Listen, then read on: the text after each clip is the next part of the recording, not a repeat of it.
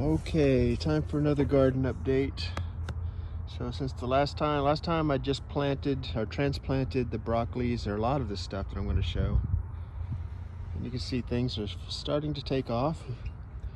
These are my broccolis. I believe these are my green ones, although I have them labeled as the red ones. I think that was a mistake. But they're starting to grow. Of course, we got the typical cabbage worms already taking their toll on them. I think they're going to be all right. And the little tomatoes and things that are coming up from planting compost, you can see that they're taking full advantage of the warm weather. Got a tomato there. We had a couple of nights of really cold. Recently messed things up a little bit over there. I got the beans. They've been flowering. Grasshoppers have been really stressing those. Maybe show those another time if they continue to survive. They're looking a little weak. So there's those Brussels sprouts. The moringa trees been doing really great. There's the ginger that I transplanted. It's hanging in there, but the couple of nights of cold we had kind of stressed them out. Same with these squash plants. These were looking really strong. Then the 2 nights of cold really stressed them out. You can see down there, there's a bee.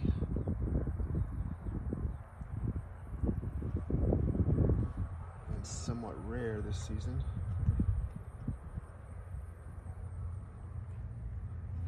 He sees the flowers on the ground and is trying to get some pollen. But anyway, got some more warmth coming up. These squash may kick in. There's a little squash plant right there. So I may get a few squash before the weather turns bad. Got a good week of warm weather coming. The moringa seeds continue to do awesome. These things are just getting fatter and fatter. They're still looking really green.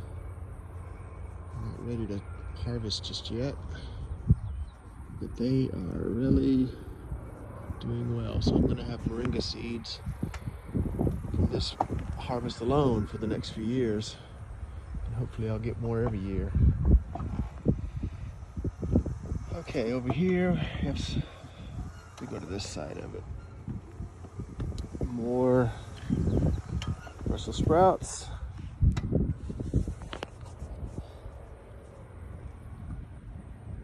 And the yellow mums are not doing so great, but these Brussels sprouts are doing really good. So these are the green ones. This is the same variety as over there. Looking a lot better up here for some reason.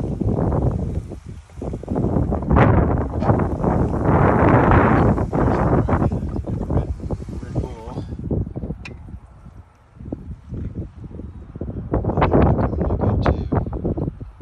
Over the next few weeks, these are really going to start putting on stalks and height.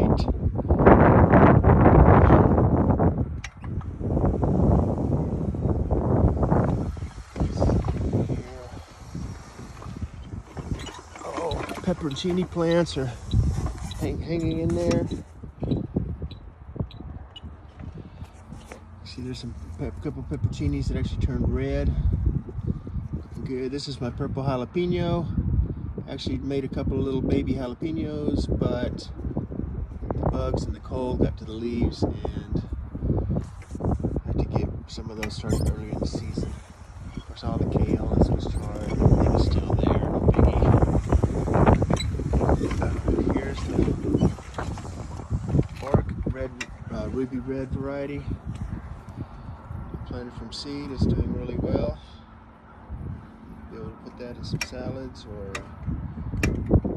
saute. So here's the traditional mustard plant. Planted that from seeds. Doing really well. This is our mustard spinach. Komatsu. It's not doing so good in the heat, and then now that it's cooling off, it's doing a lot better. Got some insect damage there, but it's doing all right. Lantana still hanging in there from the summer. I took out the jalapeno plant and the eggplant that was here. This is the pak choi that I transplanted. Started these from seeds indoor under light. These are doing awesome. I think we're gonna harvest some leaves in this pretty soon. These are looking really great. There's the peas, some of the alderman peas,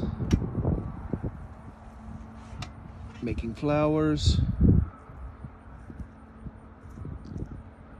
They've been making flowers for a little while, but no seeds. Oh, here's one maybe. Yep, there's a pea trying to make. I was wondering if these were getting pollinated. There's one. And I'm sure if I looked hard enough, I'd find a few more because it's been flowering for a week or more.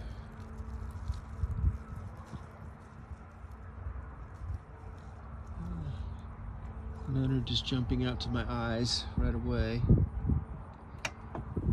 Alright, so all those tall ones there are the ones I originally transplanted, and right up here some more green Arnold peas that I planted as a succession planting afterwards. So all of these are coming up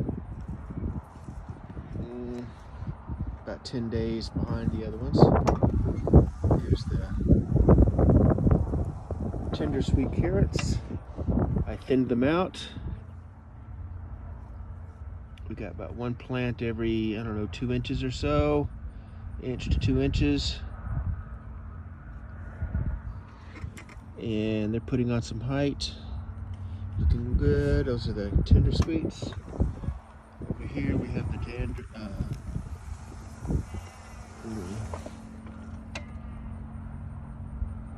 Dander's half dwarf. They're looking even taller. Got these thinned out, well, mostly thinned out. Looks like I could do a better job of thinning out some more here. These are a little bit too tight. So I think I will take this one out of the center. I'm just gonna try to clip it off with my finger and not pull it up and disturb the roots of the other ones. Yeah, just clip this off.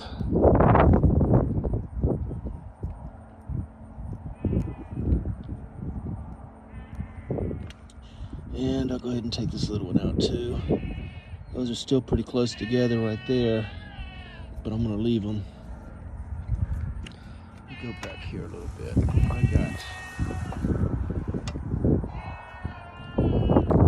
Yeah, these could be thinned a little better too.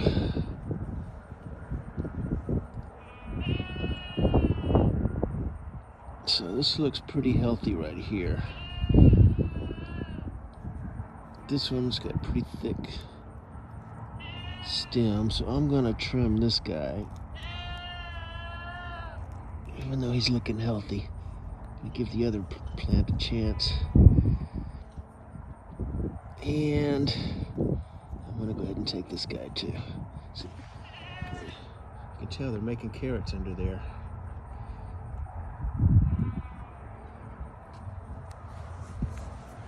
But they'll make an even bigger, healthier carrot now. Alright, they'll come out later and thin those a little bit more. Another lantana's hanging in there. Here's my 4 cabbages. They're looking good.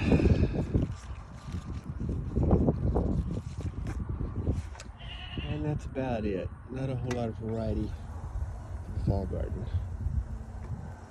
Marigolds hanging in there still, soaking up some sunshine, dropping some seeds. I'm sure I'm going to have some marigolds coming up in the springtime, which would be fine with me.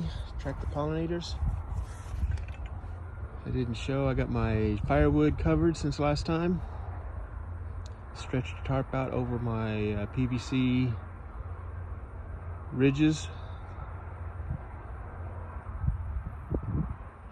Put some paracord all across in between the PVC ridges and an X-form, and that's keeping the tarp from billowing in the wind, and so far it's working really good. All right, I guess that's about it for now. Until next time, bye.